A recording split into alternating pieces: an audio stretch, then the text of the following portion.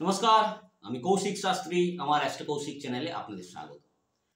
আজকে যে বিষয়টা নিয়ে আলোচনা করব, যেটাতে আপনার ভাগ্য বদলাবেই। ভিডিও শেষ পর্যন্ত দেখবেন এবং বুঝতে পারবেন যে আমাদের ভাগ্যের চাকা না ঘোরার প্রকৃত কারণ কি। কারণ প্রত্যেক মানুষকে একইভাবে একই দিকে যেতে কখনোই ভগবান সাথ দেয় না। আপনার জন্মকুষ্ঠিতে বৃহস্পতি যেখানে বসে আছে, সেই বৃহস্পতিটা খুবই ইম্পর্টেন্ট। কারণ কি? কারণ যে বৃহস্পতির যে ত্রিকোণ, দেখুন বৃহস্পতি এমন একটা প্ল্যানেট যা ত্রিকোণে কিন্তু দৃষ্টি আছে, অর্থাৎ একে দৃষ্টি আছে যেখানে বসে আছে, পঞ্চম দৃষ্টি আছে এবং নবম দৃষ্টি আছে, সপ্তম দৃষ্টিকেও ধরা হয়, কিন্তু তার ত্রিকোণ দৃষ্টি আছে। পঞ্চম দৃষ্টি কি? পঞ্চম দৃষ্টি আপনার জীবনের যে প্রথমত হায়ার এডুকেশন, দ্বিতীয় সন্তান, তৃতীয় স্পেকুলেশন। আপনার জীবনের যা কিছু দীর্ঘায়িত হবে সব কিছুই নির্ভর করে কিন্তু ফিফথ হাউস থেকে, এবং নাইন্থ হাউস আপনার ভাগ্য।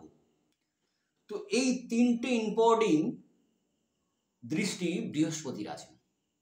এবারে আপনার শুনবেন যে আপনাদের জন্মকুষ্ঠিতে তিনটে ত্রিকোণ আছে, কি? ধর্ম, অর্থ, কাম, মোক্ষ।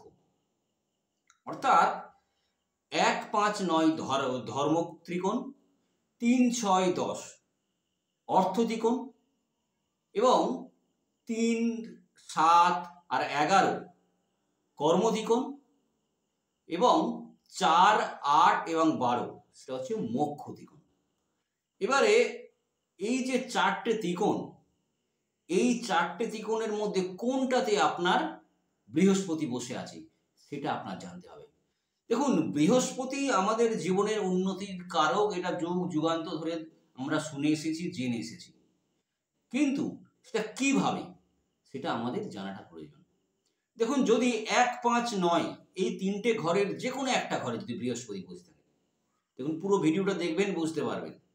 অর্থাৎ এই ধর্ম ত্রিকোণে যদি 1, 5, 9 কোনো একটা জায়গায় যদি বৃহস্পতি বসে থাকে, তাহলে নির্দেশ করছে যে আপনার শুধু ভাবা উচিত, ভেবে কর্ম করা উচিত যে কোনটা ঠিক আর কোনটা বেঠিক। আমি যে কোনো একটা কাজ করব, সেই কাজটা ঠিক না বেঠিক এইটুকুনি ভাববেন, তাহলে সেই কাজে সফল হবে। না কিছু ভেবে করলে কিন্তু সমস্যা। ঠিক আর বেঠিকের নির্দিষ্ট গুণ রাখতে পারলেই কিন্তু আপনার জীবনে উন্নতি। এবার দেখা যাক যে এই বৃহস্পতি আপনার 2, 6 আর 10 মধ্যে কোনো একটা জায়গায় বসে আছে, তাহলে নির্দেশ করছে যে অর্থাৎ আর্থিক দিক থেকে আপনি যাই সিদ্ধান্ত নেবেন সেটা কিন্তু সফল হবে, এবং সেই সিদ্ধান্তটা কিন্তু একান্ত আপনার নিজের। আপনি গুরু ব্যতীত অন্য কারোর কাছ থেকে এই পরামর্শ নিতে পারবেন না।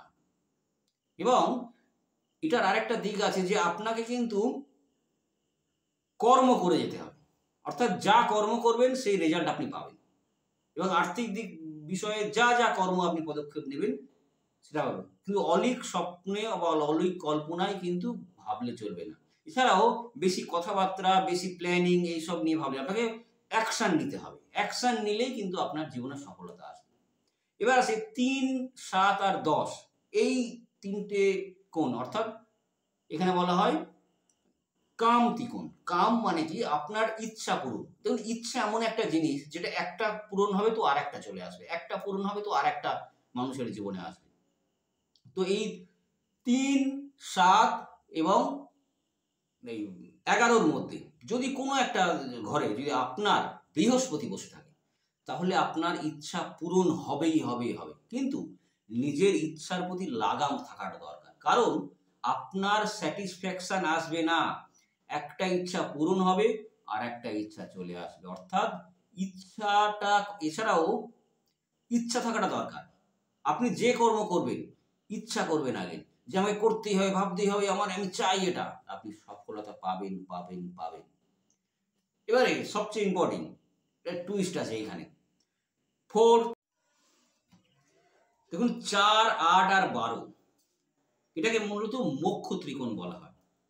তো এখানে যদি আপনার বৃহস্পতি থাকে, দেখুন 4, 8, 12 হচ্ছে মোক্ষ ত্রিকোণ। এই জন্য বলা হয় যে আপনাকে কোনো বন্ধন থেকে বেরিয়ে যেতে হবে, অর্থাৎ আপনার যে চাওয়া পাওয়া সেটা থেকে বেরিয়ে আসতে হবে। তো এই জন্য কি করতে হবে আপনাকে? কোনো কিছুর আশা বা আকাঙ্ক্ষা ত্যাগ করতে হবে। দেখুন, মানুষের জীবন তো আশা আকাঙ্ক্ষা থাকবেই, কিন্তু তার মানে এই নয় যে আপনি সেই ইচ্ছার প্রতি নিজেকে সমর্পণ করে দিলেন, তাহলে কিন্তু আপনার ব্যর্থতায় হাত লাগবে। আপনি যখনই আপনার ইচ্ছা ত্যাগ করবেন, যে ভাগ্যে যা আছে তাই হবে, আমি আমার কর্ম করে যাই, যা হবার যখন হবে তখন দেখা যাবে, তাহলে কিন্তু আপনি যে কাজে যাবেন সফলতা পাবেন। যে ইচ্ছা আপনার থাকবে সেই ইচ্ছা কিন্তু আপনার সফল হবে। কিন্তু যতদিন পর্যন্ত এটাকে আটকে রাখবেন, ততদিন কিন্তু আপনার জীবনে সফলতা আসবে না। তো যদি ভিডিওটা ভালো লেগে থাকে